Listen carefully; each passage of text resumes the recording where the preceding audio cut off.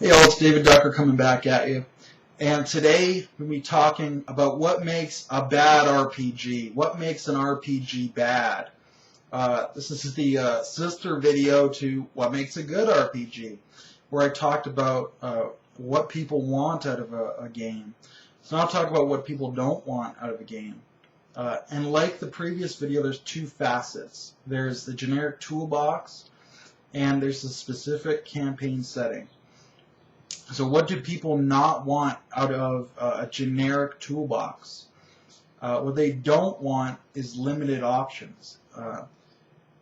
So if there's something you want to do and there's no rules for it, that's a problem. If there's a specific kind of feat or ability or technology or magic that you want and it's not in the rule book, that's a problem for your generic book. If you're going to do a generic tool set, you need to have everything included. I've seen books that had swords and axes, but no hammers. That's a problem. When there are no rules for warhammers, that's a problem in your game. I've seen games where it did not have a one-handed spear. That's a problem in many games, especially a generic tool set. Your tool set needs to have a one-handed spear. I've seen games that didn't have types of armor or types of shield that they should have. That didn't have types of magic or qualities or feats that they should have. That didn't have rules for chase scenes. If you have no rules for chase scenes, that's a problem. You're a substandard product. How am I supposed to play James Bond with no chase scenes? James Bond has a chase scene in every movie. Same thing, vehicles, animals. If you have one type of horse, that could be a problem. If I want to do Game of Thrones and I need my palfrey, my roundsea, my jenner, my destrier, my courser, I need all these different types of horses, and you've only given me one type of horse statistically. That's a problem. So if you're a tool set, basically you need to be pretty expansive. Just so that the players can make the characters they want, and so the GM can make the setting that he wants. So you need to have lots of options. Lots and lots of options. You might not have everything. If you look at Hero System, though, they might not have everything. They have a way to build everything, though. Same thing with Mutants and Masterminds, 3rd edition. They have a way to build everything. They might not have everything, from the get-go, but you can build it. Just about everything that you could think of. There's a way to build it in there. You just add some trappings onto it, add some restrictions, and you're good to go. So from a tool set, that's what you need. You need to make sure that you have this expansive list of options for a character, for setting, for action scenes, whatever it is. And the other one, number 2, is for specific campaigns. What makes them bad? When I look at a campaign book and I say, well, that was a waste of time and money, and probably the person who wrote it is wasted their time, and the company that commissioned it was wasted their money. So what makes a campaign setting bad is when it's not detailed enough. When I read through and I say, oh, there's a god of generic adventuring, and he's got a holy symbol and domains, and that's it. He's got a name, holy symbols, and a domain. And that's it. I don't know what his priests wear. I don't know what his philosophy is. I don't know when they pray, how they pray, if they tithe, if they make human sacrifice. I don't know any of this.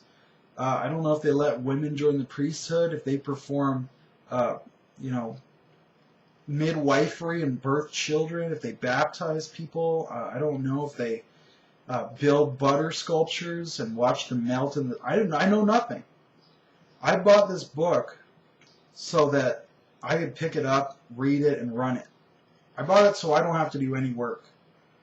I bought it so they'd do the work for me. And they didn't do the work for me. So it's a waste of my time and money. And now I've got to do the work, so that's even more of my time wasted. So that's just a failure on every level. That's the kind of thing that made me really mad about a purchase. Not enough detail. Whether that's with gods, governments, NPCs, economic systems. When I look and I say, oh, a bow costs more than a sword, that's really weird. Like that, in the real world, it's the complete opposite. I wonder how they explain that. I wonder how they make sense of it. That will have religious, well, maybe not religious, but it could have, it'll definitely have military and other economic implications, other ripples out from that. Probably religious too, but so, oh, I wonder how they're going to explain this. And then they just don't. And we're like, so they've changed one of these fundamental principles of economics. They didn't explain why. And they didn't explain how this would change the world. Because, when you're talking about something like that, which is used in military venture, or just feeding yourself for hunting, that would change a lot of things about everybody's daily life. And that's the kind of thing you're role-playing. Is it because wood is scarce and metal is plentiful? That would have huge implications. Is it because there's a guild that controls the price of bows? That would have huge implications. Locally, it would give you this group of powerful individuals. Perhaps they're the only ones who can produce these talented archers. So that would be a really interesting group to look at. But they didn't give you that. They didn't give you any info on that. Anything you'll have to do with this, you'd have to do yourself because they didn't do it. And that's bad because it's a waste of your time. And I paid money for a specific game instead of a toolbox, so I didn't have to spend time. So it's a failure as a specific campaign. So that's a bad campaign. Not enough detail. Or as I said, not enough options. And, you see it again and again and again. Bestiaries where they don't tell you enough about the beasts or the monsters or the races. And you're like, well, I can't roleplay this race or this monster. There's just not enough there. Or I have two monsters that are so similar, there's no point in having both of them. None at all. They're both fill the same niche in the ecology, in the story. So having both of them will just muddy the waters, and that's always bad. So I don't know why they put it in, because it's bad, but I'm not going to put it in because I don't want to be as bad as they want me to be, I guess. So that's, those are a few examples, but it boils down. You can boil it down to let the players do what they want to do. Let the GM do what he wants to do. Provide them with the rules to do this. Any game that doesn't let you do that, if you have only 11 classes and they're so specific that you can't do what you want to do with your character, you have failed. That's just a failure in terms of giving people options.